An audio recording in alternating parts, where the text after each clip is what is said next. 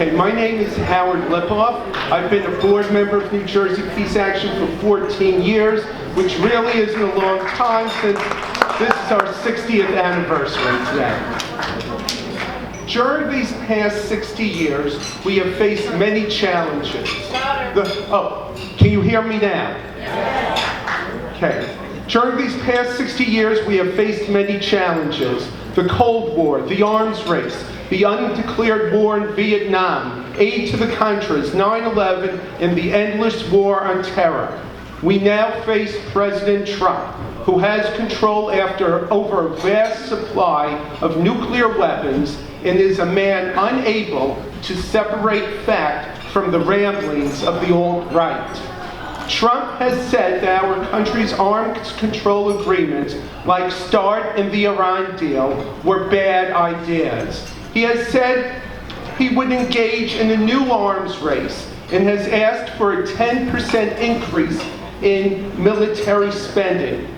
We all know this will demolish funds for community and human needs. What should we do?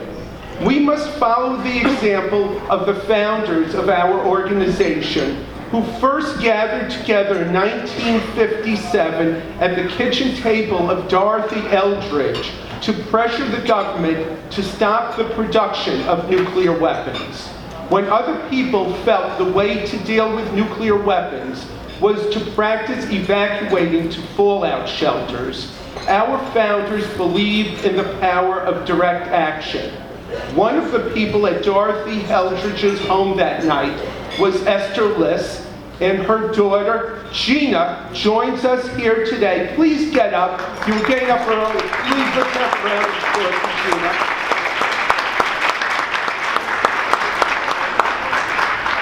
Dorothy Eldridge, her mother, and those people organizing led to a national movement against nuclear weapons, which was highlighted 35 years ago this spring with a historic rally in Central Park.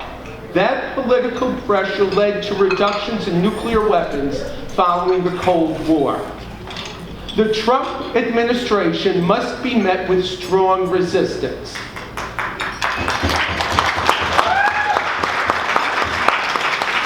Friends, who we have just honored, is working with immigrant populations and refugees who are under attack. The ACLU is doing important work. Women's groups, including many women and men in our audience, came out in amazing force the day after the inauguration.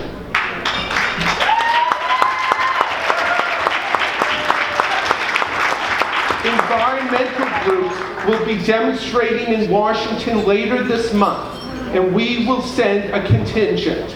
Healthcare advocates scored an impressive victory when they pressured Congress to reject a cruel healthcare bill. Many of you took part in that movement. We will continue to work with our progressive colleagues on these issues, but there is no other group like Peace Action. We are the leaders in the movement. Yes, you could applaud for that.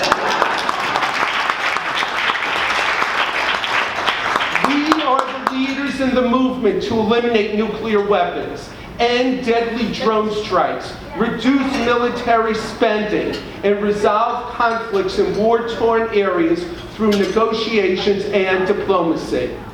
We have had recent successes, such as when we lobbied hard for the Iran deal, helping to convince Senator Booker to vote yes. We have won on the local level, with recent resolutions being passed in Bloomfield and Montclair to move money from war to peace. New Jersey Peace Action has a proven record over 6 decades. Thanks to a generous donor, we have recently started a student chapter at Bloomfield College, as Madeline has talked about. And as she said, 40 students have signed up to join the group, and I believe she said in only an hour and a half. So with more time, we will have more.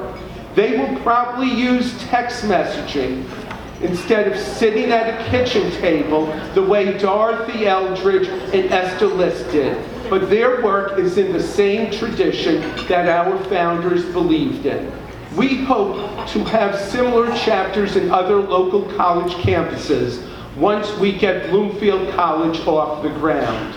We are constantly getting the word out at local street fairs and other community events. We will be meeting with Senator Booker's staff in a few weeks to talk about our peace agenda. We need the ability to continue this work, which our organization has been doing for 60 years. That is why I'm asking you to make New Jersey Peace Action stronger by donating today to keep our organization running. If you can afford to give $1,000 or $500, I urge you to donate today. If you can give $100, $50, or $25, it would be very much appreciated. Personally, I donate through our Sustainer program. A sustainer gives a contribution on a monthly or quarterly basis. You decide how much to give, and the office will bill your credit card monthly or quarterly. Your payments are spread out throughout the year. This is part of our financial stability. For over 60 years, or for our 60th anniversary, we are setting a goal of 60 new sustainers. We have already received a commitment from 25 people, so we are more than 1/3 of the way to our goal. Please join these people. Become a sustainer, or simply give us your full annual donation today. To make the deal even better, several board members have agreed to increase their contributions for every new sustainer that signs up today, and will also make a contribution for every per sustainer who increases his or her amount today. Our total goal for our spring campaign is $25,000. A former board member will contribute $500 for the first $1,000 raised today, and that will be in memory of Dorothy Eldridge. 60 years ago, our founders invested in this organization so that a better world could be provided for future generations. I'm asking you now to make a similar investment. Please take out your checkbooks, credit cards, or there are forms right at your table. Take out those pieces of paper, they're right at your table. You can fill it out, you see your credit card number, you put it on that piece of paper. Or, the easiest thing is just give us some cash, and this way we can... That'll work very nicely, I assure you. And we can continue to fight the danger that the Trump administration presents for the safety of people around the world. Thank you.